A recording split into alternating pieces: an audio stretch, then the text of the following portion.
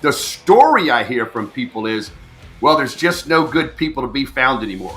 Nobody wants to work. There's no good employees. This next generation, whatever that may be, from millennials to this or whatever the generation is, they think the next generation is worthless and no good. So that's a bit of a story that's not true, because we're all familiar with certain companies out there we run into that have great people, right? Go to Costco, go to Chick-fil-A, go to some of these places. They have great people all the time. They're not just lucky. They're doing something right. Why they're getting good people.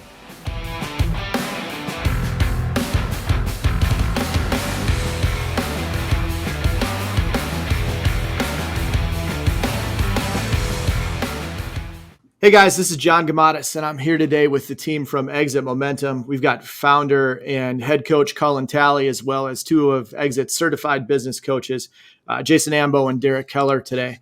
And today we're going to unpack a topic that is really interesting to me as a business owner and a leader, and I know it's going to be interesting to all of you as well. And that topic is people. From recruiting and retention to simply making sure you have the right people in the right roles within your business.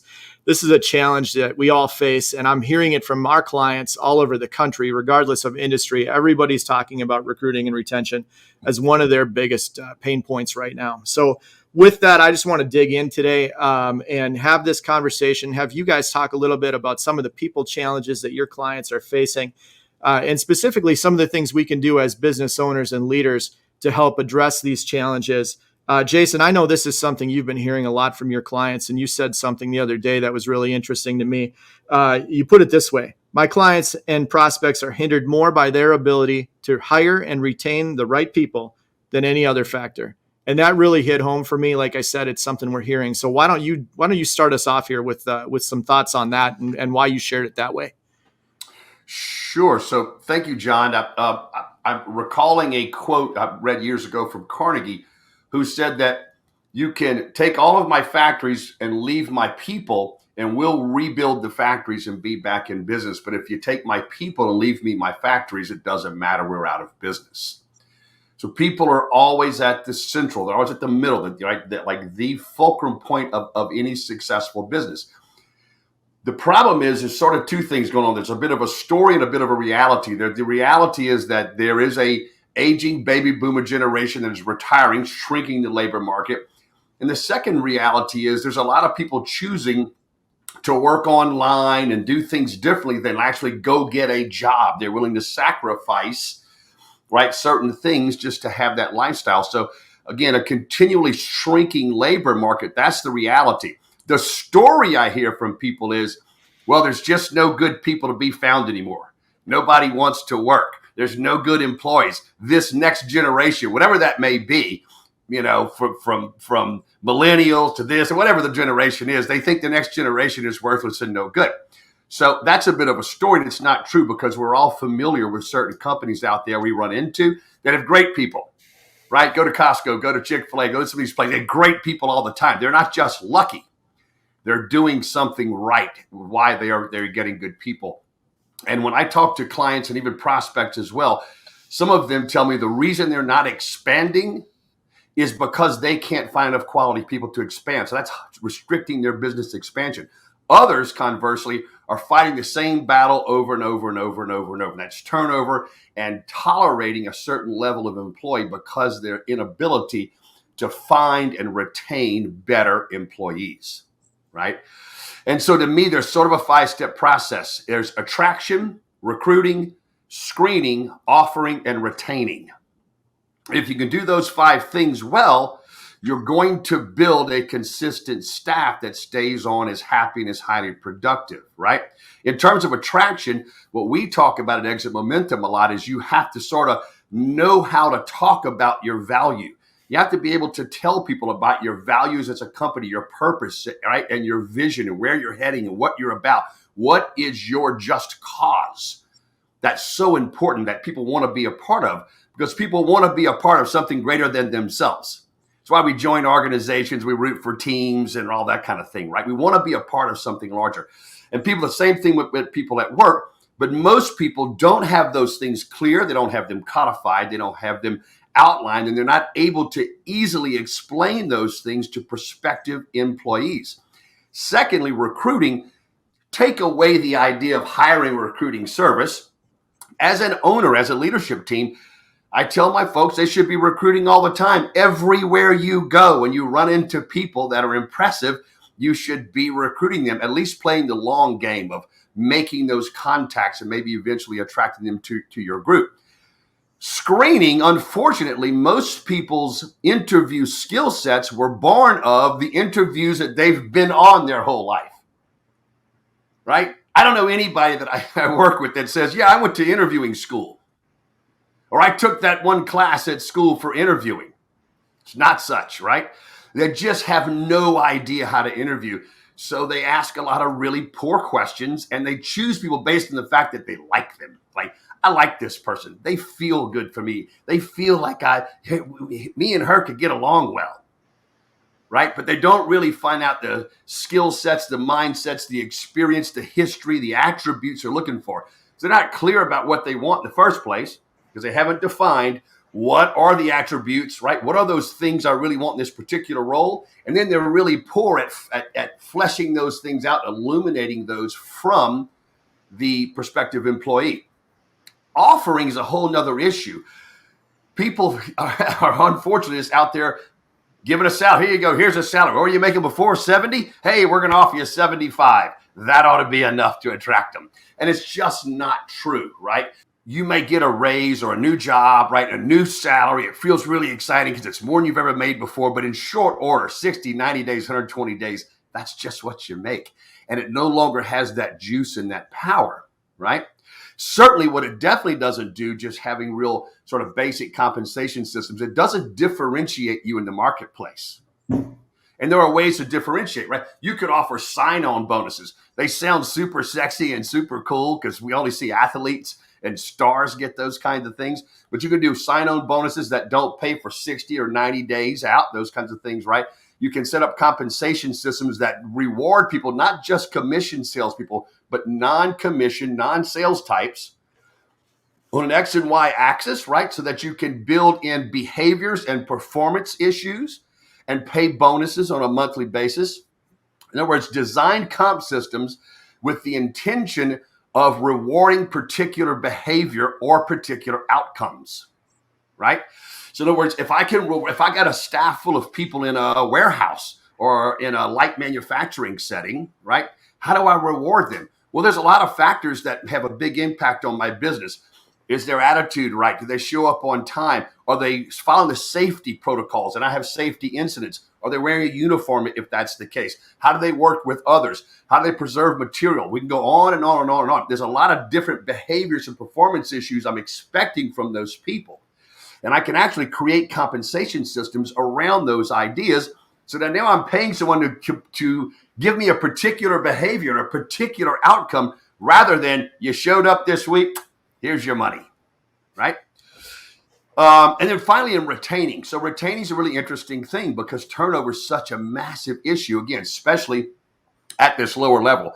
I would tell you when a company gets clear and enlists their employees in their vision, right? In the direction they're going. They understand the values of the organization. They feel like they're included in the greater goal, and they think they're being fairly compensated and cared for, right?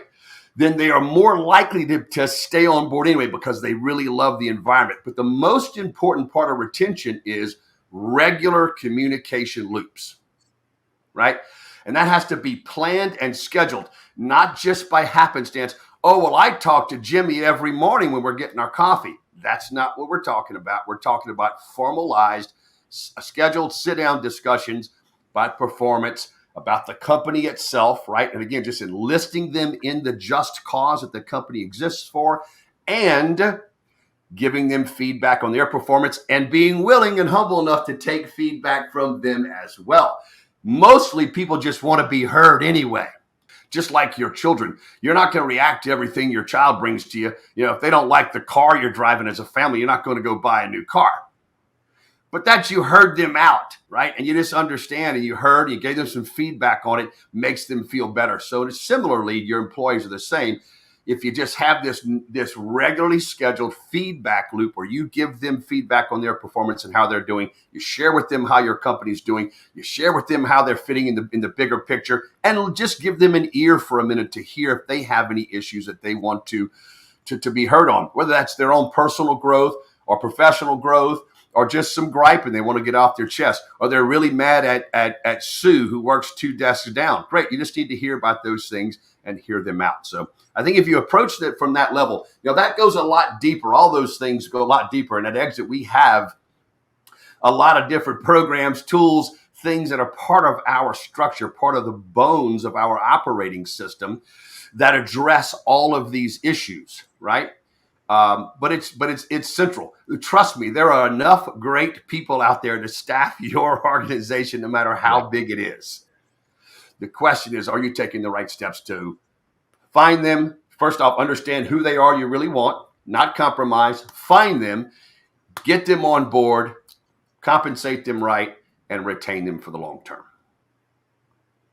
Awesome. Cullen, how does this line up with what you're seeing when you're talking to clients? Yeah, so what Jason shared is, and he's just been an expert for us on this. I really appreciate him being able to share that in particular. For me, one of the things, as Jason was talking, one of the key problems that I see with clients is this is somewhat of an afterthought, and there isn't somebody who really owns this in the organization. And so it's like, this side hustle that somebody has is one of the things they do, and it typically lands on our people or HR person. Depending on the size of the organization, they don't have a lot of time to do the recruiting, all the steps that Jason walked us through. And so you really got to think about the level of investment required to do this. And obviously that varies based on the size of the organization and the amount of hiring they're doing. But again, to me, it's become like marketing, right? You don't turn marketing up. Marketing has to stay on all the time. You may turn the faucet up and down as far as what you're doing, the activities you're taking, stuff like that. But it's the same thing with our people at this point. The great organizations have a bench to go to of people that they've interviewed, talked to, stayed in contact with. So in my mind, you have to have a marketing mindset. And unfortunately, not all of our people have that, especially if all of a sudden the people, what we call the people function, is sucked into maybe even finance or whatever else. We don't have a real focus on it. So it takes energy, it takes time, it takes dollars. And so that's really the thing people have to look at. And so are they willing to be committed and take the steps that Jason had? Because the question is, you think about great sports teams, right? When we talk about a lot, you think about the level of investment they make in talent evaluation and testing and interviewing and all that stuff to have the right people on their team for sure. And so to me, that's the first mistake I see, is this kind of gets plugged in and sucked in as a part-time thing, when that's really not how that works. When you think about all those steps and what's necessary to execute well, and the people that do this well, you can see it. There's a clear understanding of it, and then maybe some third-party services to plug some of those holes. I was with a client yesterday, very successful, 100+ employees and stuff like that, and they have somebody that's really a third party but fractional for the recruiting and screening piece of this, because they don't do it well, but they have worked on that for a while to create that partnership and move themselves forward with it. That's such a great analogy, Cullen, because if you think about college athletics, they're recruiting kids that are 13 years old. They start the process years in advance, right? And to try to make sure that kid's going to their favorite school, whatever the case is. One of my favorite employees of all time, when I ran a sales division for like the 47th largest bank in the country, came to me, interviewed him, and he just didn't have the skill set, but he was bold enough to ask me, what am I missing? Yeah. And I told him.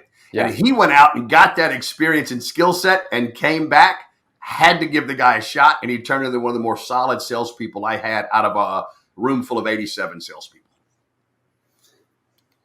Derek, how about you? Yeah, I mean, one of the things, playing off of what Cullen had said about sports teams, one of the big things that I compare this to a lot is, I know a lot of people hate the New England Patriots analogy, but I mean, you look at Bill Belichick and the team that he builds, and it's always about the next man up and having that talent pool and constantly having the practice squad that's there to pull from. And you compare that to somebody like the Cleveland Browns, right? You can see the stark difference in the two teams, right? A lot of times in the industries that we deal in, I get a lot of the same story of that the company, or that it's just our industry, right? It's just our industry. This is the way that people cycle through. This is the way that it just works in our industry, and it's been that way for years, and so on and so forth. I mean, the car business is a big one. These little retail box stores are a big one. But what I've found inside of these organizations is that they don't have a clear path to success. They don't show them that they can step out of their current role and actually advance.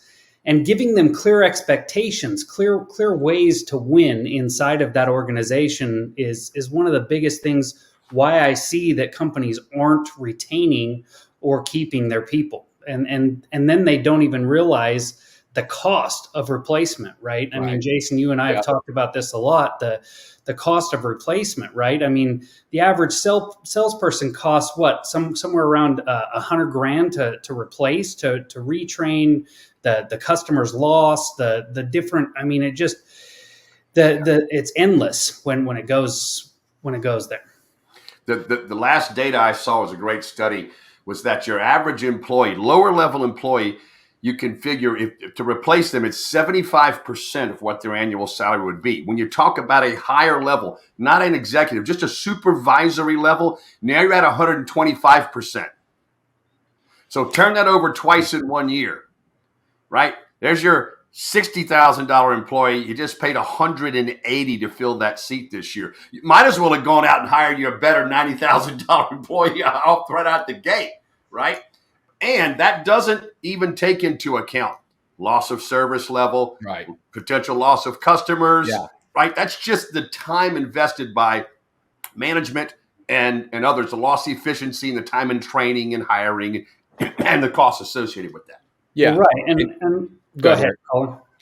I would just say two things to that point. You know, we see clients all the time that we benchmark against their industry, and their profit margin is not what's possible for the great performing companies. And they're looking at all kind of things and trying to figure out where they are on the cost of goods and OpEx and sales, and all that's important. What they're not doing is doing the calculation that Jason just said about the turnover and the real economic impact to the business. Like, well, why are we at 4%, 8%, and the best in the business are at 15 or 20 or 22? What's the difference? Well, oftentimes it is this thing that's going to make that difference. And this is a long play, right? It's one of those things that you got to think through from that standpoint. And you go back and look at some of that research even too about why people are leaving organizations. There was just something published by McKinsey this year talking about the great attrition. And what they said was employers thought that people were leaving because of compensation, benefits, all this kind of stuff. Employees said, I left because I didn't feel a part of the organization. I didn't feel like I was valued by my manager. I didn't see how I fit into the larger picture. So there's this disparity on this topic around what's actually happening, because this is why employees are leaving versus why the employers. So there's a disconnect there. And so when employers can understand, as Jason talked about at the very beginning, why it's important you get clear on these things and you're able to share them with those folks and invest the time, it changes that dynamic. I mean, we say it all the time, employees don't quit the company or the job. They usually quit their manager, right? Because an A player is not going to play for a B coach for very long. Right. Or B environment. Right. Exactly, Jason. Yeah. So even if you have that kind of environment, the other people you're going to be around, you're going to want to do that. So that's the other thing about the attraction thing, is keeping those folks and making sure you're clear about why you continue to raise that standard with the people on the team. Derek, you had something on that? Yeah, I mean, I was just going to play into the fact that you guys were, getting to know your employees. So many of these people don't even take the time to get to know their employees, to even know what it is that motivates them, what gets their juices flowing, what really drives them to do more, right? It just blows me away at the, most of them, like Jason had said earlier, just want to throw money at it. Let's just throw money at it. Let's throw a spiff out. Let's do this. Let's do that. And they don't even take the time to figure out what it is that their employees really want in the long run. Yeah. And I think those things compensation wise are important, Derek, because again, if I've got a lower level employee and I move them from $15 an hour to $16 an hour for about 2 or 3 weeks, maybe a month, they're really excited. And then it's meaningless, right? We've got other clients that give annual bonuses. You know how that works to motivate your people? from Christmas to about a week after New Year's. And that's it. Yeah. It's not changing behaviors, right? So in compensation systems, you do those things. If you can arrange them around, these are behaviors and results I'm looking for out of your position in a 30-day window, and they get something for that. And look, some organizations tight, financially, it doesn't always have to be monetary. It could be an extra day off. It could be a bonus this. There's other ways to compensate to make people want to perform in the manner that you want them to perform in. You get the right behavior, they get job satisfaction, everybody's happy, and I'll be damned, all of a sudden you're up 2 points for the year on your bottom line. You figure, what did we do? Well, we didn't have 300% turnover at our entry level this year. That's what we did. Right. Yeah. And Jason, to that point, we're continuing to see even, more research around this, and we've been talking to our clients. I know you guys have as well, with this idea that, compensation is the financial piece, but it's also getting to be the part of something, right? That's the other piece here. And we're seeing it more and more with a little bit younger generation. And I think it's awesome, right? I think it's incredible because, growing up for me, it was more about, income and security, right? It was about make money, save money, be able to have some level of security and stuff like that. Now it is actually that there's some of that, but we're seeing with clients when they do this well, they're getting feedback after hires. I had multiple offers. Some actually paid more. I chose to be here because I felt like I could be part of something, and I got an opportunity, and I believe there's more opportunity for me long-term. So this was a longer-term decision for me, even though I'm in my 20s or early 30s. And that's one of the things some of our folks are missing about that group and why it matters. There's actually a financial benefit to that people are choosing those organizations over others because of the fact that they get to be part of something. So compensation matters. It does. We do have to pay people a fair wage for sure, but it is not the only thing they're looking at these days. It is part of the equation. It is not the entire equation. And I think that's a fundamental difference from maybe when some of our founders and owners started their companies to where we are today. That's a fantastic point, Cullen, because one of my clients has an older baby boomer owner and more of a millennial owner, right? The baby boomer owner doesn't get it. He's like, what's the big deal? You pay somebody, damn it, they show up, you do your job. What's so confusing? And I just told him, brother, I get it. I was born in 1964. You can buy me. But there are a lot of these younger generation, you can't buy them. They want to be a part of something greater, as Cullen said. They want to feel like they're connected to that idea. They won't work for an oil company because they don't like, they're against global warming, whatever. Like that stuff's important to this next generation. And you have to know that and consider that. And as Cullen said, great point. If you include them in your vision, they feel like they're a part of something, some just cause greater than themselves, they're much more likely to hang around. That's probably the perfect place to land this plane. I want to hit on something that you said, Jason, that really hit for me. That intentional, regular communication loop and how important that is. I think that's an easy one to miss. Like, I talk to Jack in the mornings. He gets it. It has to be intentional. You have to have a plan and a process around communication. And I'm glad that you said that. Cullen, I'm going to hand this over to you. If I'm a business who's struggling with my people right now, if I've got people issues that I'm trying to solve for, how can Exit Momentum help me get out of the weeds?